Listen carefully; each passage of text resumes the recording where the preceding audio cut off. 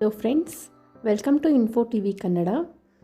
ಬಿಜೆಪಿಯ ಪ್ರಮುಖ ನಾಯಕ ಮತ್ತು ಮಾಜಿ ಉಪಪ್ರಧಾನಿಯಾದ ಲಾಲ್ ಕೃಷ್ಣ ಅಡ್ವಾಣಿ ಅವರಿಗೆ ಭಾರತ ರತ್ನ ಪ್ರಶಸ್ತಿ ನೀಡಲಾಗುವುದು ಎಂದು ಪ್ರಧಾನಿ ನರೇಂದ್ರ ಮೋದಿ ಅವರು ಶನಿವಾರ ಘೋಷಿಸಿದ್ದಾರೆ. ಹಿಂದಿನ ಪಾಕಿಸ್ತಾನದ ಕರಾಚಿಯಲ್ಲಿ ನವೆಂಬರ್ 8, 1927 ಜನಿಸಿದ ಅಡ್ವಾಣಿ 1980ರಿಂದ ಬಿಜೆಪಿ ಅಧ್ಯಕ್ಷರಾಗಿ ಸುದೀರ್ಘ ಅವಧಿಯವರೆಗೆ ಸೇವೆ ಸಲ್ಲಿಸಿದ್ದಾರೆ. ಸುಮಾರು 3 ದಶಕಗಳ ಸಂಸದೀಯ ವೃತ್ತಿಜೀವನವನ್ನು ಪೂರ್ಣಗೊಳಿಸಿದ ಅವರು ಅಟಲ್ ಬಿಹಾರಿ ವಾಜಪೇಯಿ ಸಂಪುಟದಲ್ಲಿ ಮೊದಲು ಗೃಹ ಸಚಿವರಾಗಿದ್ದರು ಮತ್ತು ನಂತರ ಉಪಪ್ರಧಾನಿಯಾಗಿದ್ದರು. ಅಡ್ವಾಣಿಯವರ ಬೌದ್ಧಿಕ ಸಾಮರ್ಥ್ಯ, ಬಲವಾದ ತತ್ವಗಳು ಮತ್ತು ಸಮೃದ್ಧ ಭಾರತದ ಕಲ್ಪನೆಗೆ ಅಚಲವಾದ ಬೆಂಬಲವನ್ನು ಹೊಂದಿರುವ ವ್ಯಕ್ತಿ ಎಂದು ವ್ಯಾಪಕವಾಗಿ ಪರಿಗಣಿಸಲಾಗಿದೆ. ಭಾರತ ರತ್ನ ಪ್ರಶಸ್ತಿ ಪಡೆದುಕೊಂಡಿರುವ ಲಾಲ್ ಕೃಷ್ಣ ಅಡ್ವಾಣಿಯವರ ಕಿರುಪರಿಚಯನ ತಿಳ್ಕೊಳ್ಳೋಣ ಬನ್ನಿ. ಬಿಜೆಪಿಯ ಹಿರಿಯ ನಾಯಕರಾದ ಎಲ್.ಕೆ. ಅಡ್ವಾಣಿ ಅವರು ಭಾರತದಲ್ಲಿ ಸುದೀರ್ಘ ಮತ್ತು ಪ್ರಭಾವಶಾಲಿ ರಾಜಕೀಯ ವೃತ್ತಿಜೀವನವನ್ನು ಹೊಂದಿದ್ದಾರೆ. ಅಡ್ವಾಣಿ ಅವರು ನವೆಂಬರ್ 8, 1927 ವಿಭಜನೆಯ ಪೂರ್ವ ಸಿಂಧ್ನಲ್ಲಿ ಜನಿಸಿದರು. 1947ರಲ್ಲಿ ವಿಭಜನೆಯ ನಂತರ ಅವರು ದೆಹಲಿಗೆ ವಲಸೆ ಬಂದರು.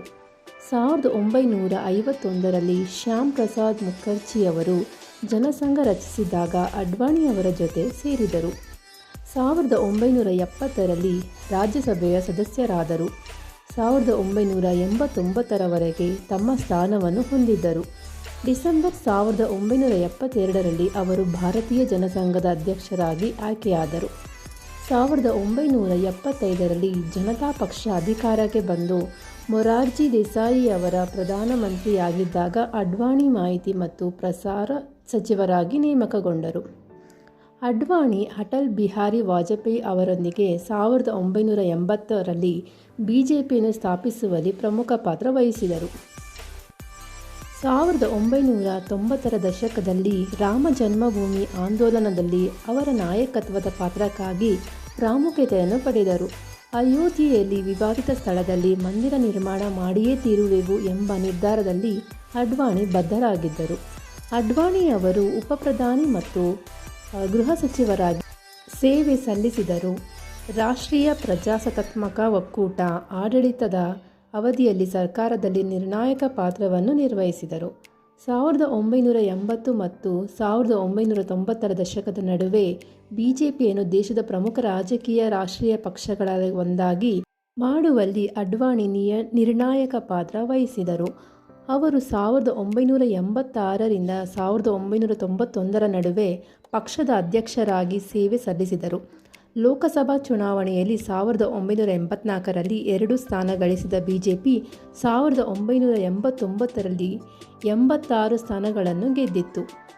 1992ರಲ್ಲಿ 121 ಸ್ಥಾನ, 1996ರಲ್ಲಿ 161 ಸ್ಥಾನಗಳನ್ನು ಗಳಿಸಿತ್ತು.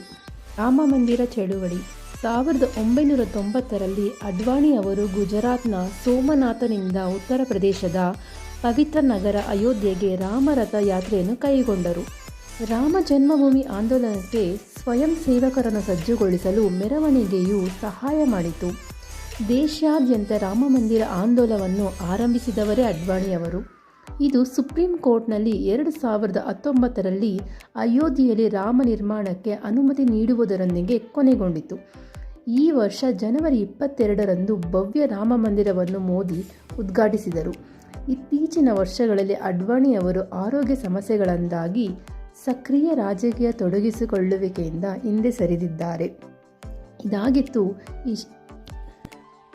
ಎಲ್.ಕೆ. ಅಡ್ವಾಣಿ ಅವರ ಬಗ್ಗೆ ಒಂದು ಕಿರುಪರಿಚಯ. ಇದೇ ರೀತಿಯ ಹೆಚ್ಚಿನ ಮಾಹಿತಿಗಾಗಿ ನಮ್ಮ ಚಾನಲನ್ನು ಸಬ್ಸ್ಕ್ರೈಬ್ ಮಾಡಿ ಮತ್ತು ಪ್ಲೀಸ್ ಸಪೋರ್ಟ್ ಮಾಡಿ.